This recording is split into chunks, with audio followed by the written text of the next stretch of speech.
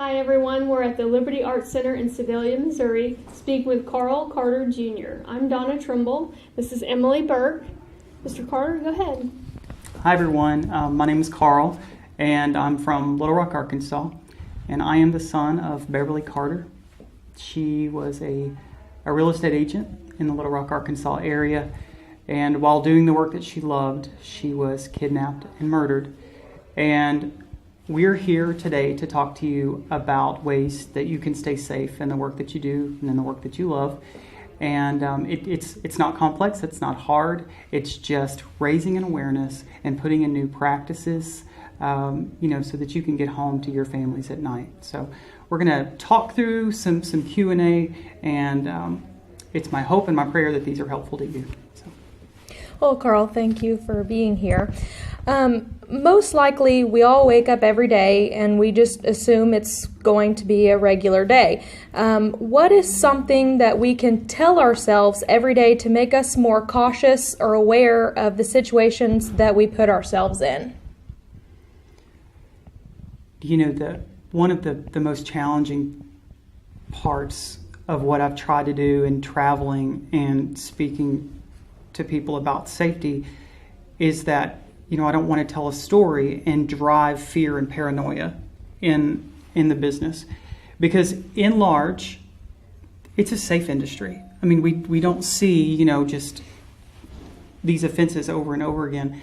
However, whenever you break down the nature of the business and the fact that we're meeting strangers and working alone oftentimes, the risk is there. And so we have to heighten our awareness and learn ways to just put practices in to where we're not constantly looking over our backs. It's often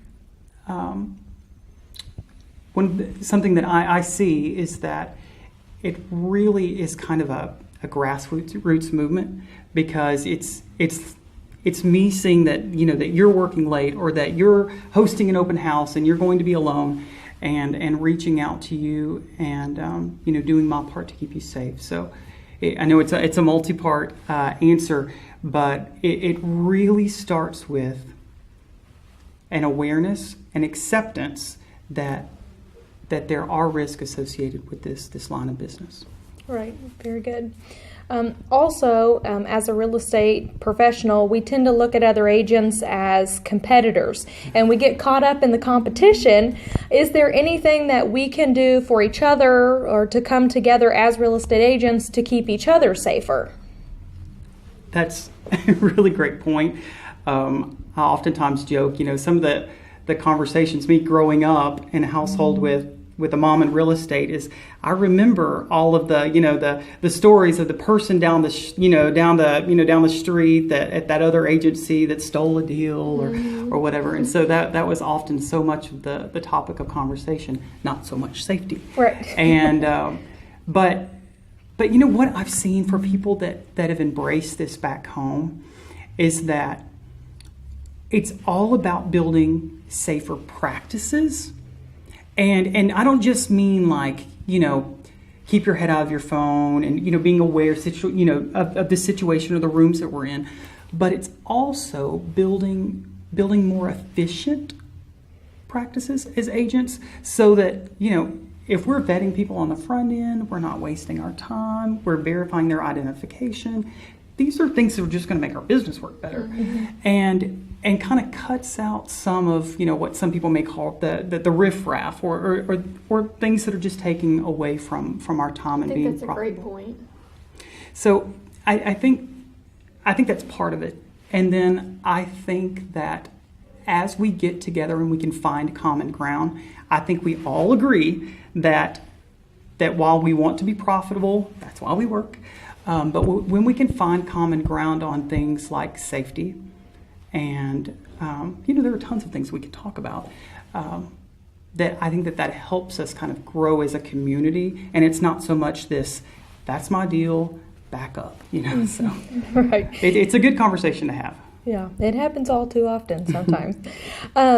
We tend to ask a lot of questions and request information up front from our clients that we've never met before in order to be cautious. But if we notice that the clients become offended or hesitant because we are asking for too much information, is there something we can say to them to make them feel more comfortable or inform them of why we are being nosy, per se? So this is another one, and forgive me for all my multi-part answers, but there are a few ways you can tackle this. One, I think that we have to remember that in large, our customers they're excited. They're not criminals. They want in a new home. This is exciting, and so this whole process of verifying ID, verifying, and extra steps in proving funds or verifying funds, or these processes that we see some put in place that are great. We have to recognize that there is a bit of an annoyance. We go to the airport and we're all affected by TSA, and it's just kind of the new norm. Mm-hmm. And I think that there is, to a degree, there's going to be just some adjustment that's required from a customer base. Now, we can't have too many expectations of them, though, because it is frustrating. And we don't want them to go down the street to maybe someone that their practices aren't as maybe strict or as stringent as yours. So 2 more things on this one. I would start with making up a company policy. Mm-hmm. Anytime you feel weird, anytime you feel like I need to, this is just something I need to do because this is what I'm doing to keep myself safe. Just say, I am so sorry. It's not me, it's my company. And I just can't imagine that there's a company out there that wouldn't support you doing that. And then, worst case, I would encourage anybody to do this. You've seen this video now. So, my sweet mama, you can say, I knew Beverly Carter. I take what happened to her very seriously. And, I'm just doing this for my safety and for yours. And who could argue with that? Right. Great point. We try to host safety events and classes to help our agents become aware of that, but sometimes we get the answers of, well, I'm already careful. I don't need to come to that. I don't need to participate in that class. What do you want to say to those people who think that they are already safe? I think that there are ways that we can all tighten up. And as I share my mom's story, there were so many things that she did right. And you could do 10 things right, and then there's this little thing over here that you could tighten up on a little bit. Mm-hmm. And there could be this bad guy looking for an opportunity, and if he sees that, so I think it's always good to kind of be thinking and keeping our eye on it. The problem with safety, and probably what you've seen, is that although it makes sense and we want to go home at night, talking about safety doesn't give us necessarily a competitive advantage. It doesn't teach us how to, be better on social media or how to market ourselves better. So there's people can lose interest in it pretty quick. Mm-hmm. So I think that those of us that care and that are passionate about it, we have a responsibility to keep it short or keep it entertaining. Because I'll be honest, before this happened to my mom, if in my workplace there was somebody going on and on about safety, I would have been rolling my eyes so hard. So we have to be mindful of that. I think that's what they're doing to us. I doubt that. But another thing that I see all the time, and it's from those that often say, I'm good, I am safe, and I'm not saying this is all the time, but what I see happen is that people are putting their safety hat, or however you want to say the phrase, they're putting it on one peg. So examples are, I have a concealed carry. You'll hear somebody say that, so I'm good. Yeah. Well, in my mom's case, I truly don't think that a handgun would have helped her that day. I think that she was taken by surprise, and so it's, a handgun may be good, and if you're comfortable with that, go for it. Mm-hmm. But there are other things that we can do too. Kind of a funny story is that I had a lady one time in a training class. She stood up and she was like, I'm safe, and here's what I always do. And so she says that when she shows houses, that she walks around with a can of wasp spray. And she goes, if someone ever tries something, I'm thinking, they come at me, I'm going to hit them with the wasp spray.